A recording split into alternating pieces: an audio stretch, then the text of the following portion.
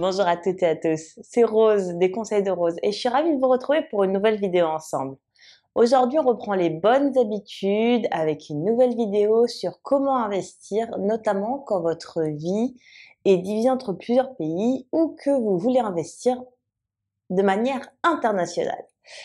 Alors, quand on vit à l'étranger ou qu'on vit tout simplement pas dans son pays de nationalité, la question inévitable qui va se poser, c'est comment est-ce que je fais pour mes investissements? Qu'est-ce qui se passe? Comment je le fais? Où est-ce que j'investis?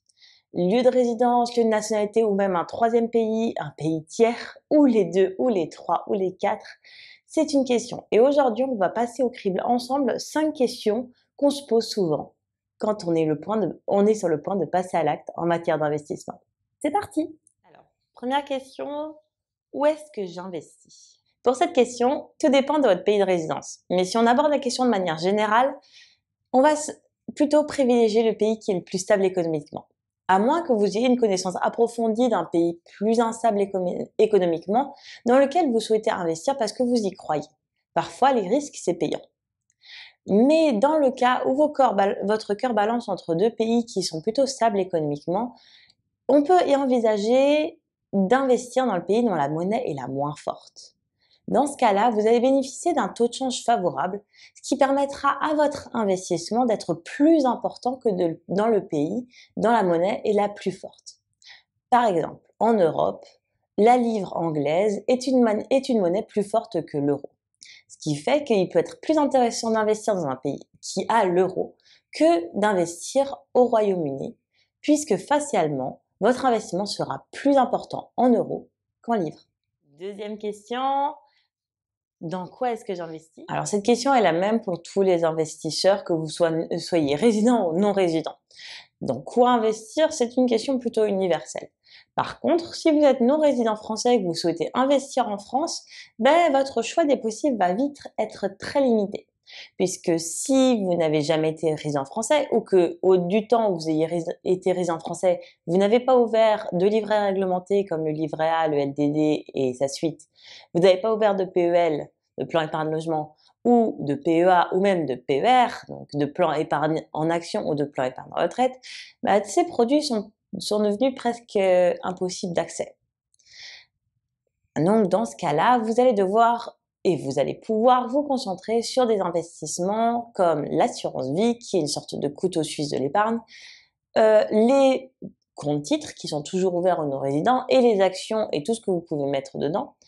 Et vous pouvez également investir dans l'immobilier. Et dans ce cas-là, vous pouvez investir dans l'immobilier dit physique comme un appartement ou vous pouvez investir dans l'immobilier sous forme de SCPI. Troisième question. Quand est-ce que je dois investir? Alors, cette question s'applique à peu près à n'importe qui et la réponse est toujours la même, le plus tôt possible.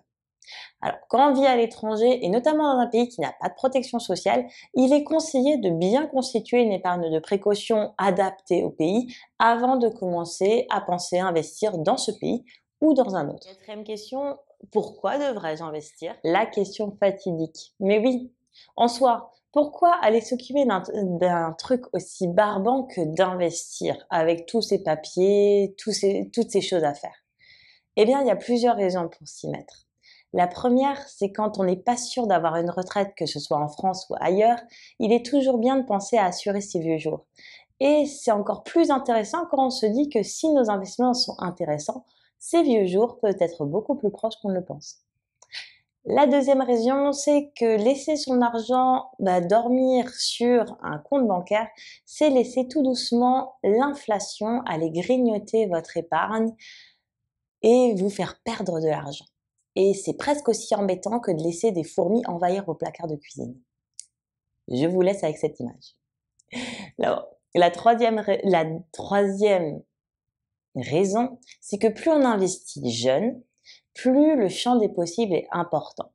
L'horizon de placement, donc en fait le temps sur lequel vous allez rester le temps que vous prenez pour investir, il est essentiel quand on investit.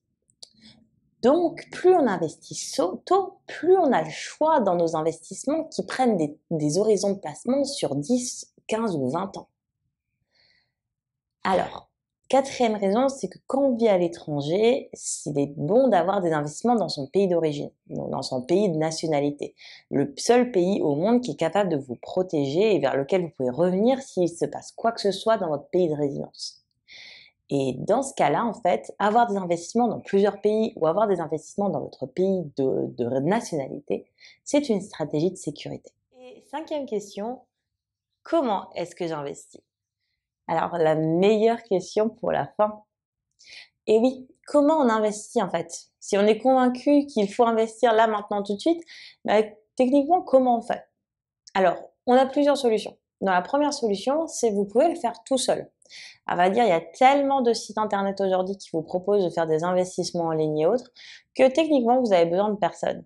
Mais je comprends aussi que ça peut être assez effrayant de se débrouiller tout seul. Mais d'un autre côté, c'est faisable. La deuxième option, c'est pas forcément une option que vous avez vraiment envie d'envisager parce que c'est d'aller voir vos banquiers. Alors, votre ou vos banquiers, vous pouvez en avoir dans plusieurs pays d'ailleurs. Alors, c'est un peu leur métier d'investir, donc si vous leur parlez d'investissement, techniquement, ils peuvent pas vraiment vous donner de mauvais conseils.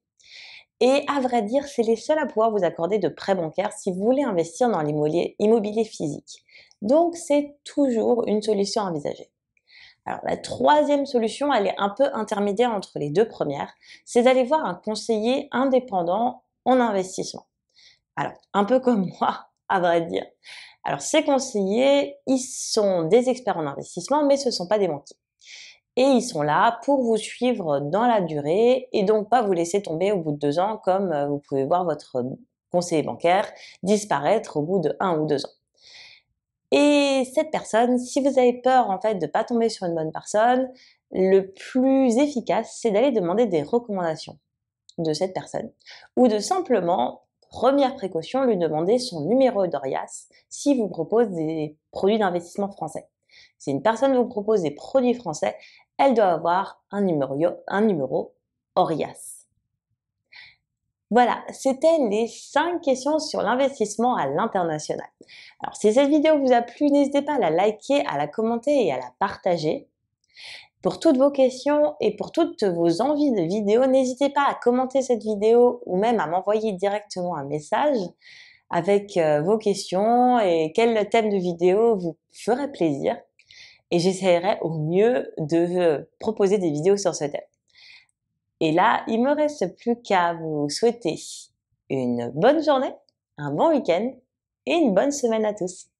Au revoir!